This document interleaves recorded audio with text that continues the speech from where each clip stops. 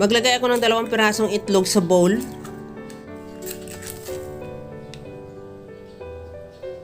Lagyan ng asin at ihalo habang ginagawa ko yan mga kalasa. Kung bago ka pa lang sa aking channel, welcome!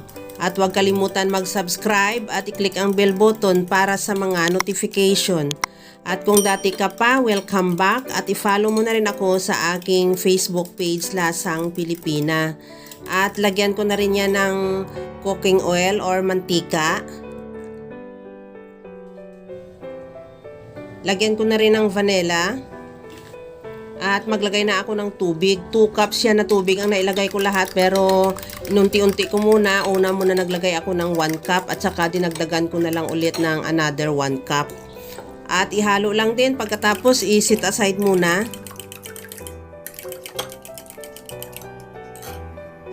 Sa mixing bowl, meron akong 2 cups ng harina. Lagyan ko na rin ng asukal at gatas.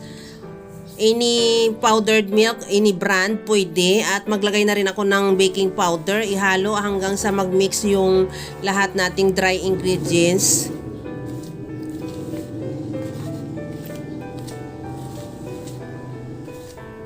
Sa puntong ito, ilagay ko na yung egg mixture. Ihalo lang hanggang sa matunaw yung lahat nating dry ingredients. Hanggang sa makuha lang natin yung tamang texture ng butter.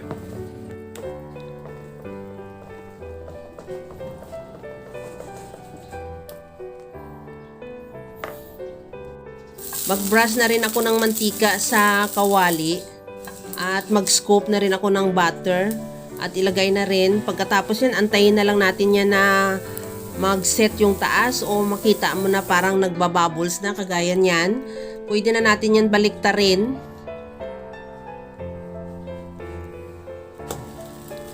At antayin na lang din maluto yung kabilang side at ready to serve na yan.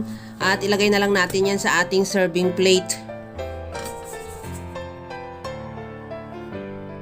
Para mas lalong masarap yung ating Pinoy pancake, mag-spread muna tayo ng caramel yema spread na available na yan sa Shopee mga kalasa. Kung gusto mo mag-order ng direkta sa akin, pwede mo na rin ako i-message. Maglagay lang tayo sa ating pancake, spread lang natin at ready to serve na yan. Kaya mga kalasa, kung nagustuhan mo yung ating video, please like na lang at pakishare na rin sa inyong mga friends. At kung bago ka pa lang sa aking channel, subscribe na at i-click mo na rin ang bell button para sa mga notification. Kaya mga kalasa, alam ko kayang-kaya mo tong gawin. Kagaya lang lagi sa sinasabi ko na wala namang hindi marunong magluto basta sa simpleng paraan lang. Hanggang sa muli mga kalasa, thank you for watching. Bye-bye!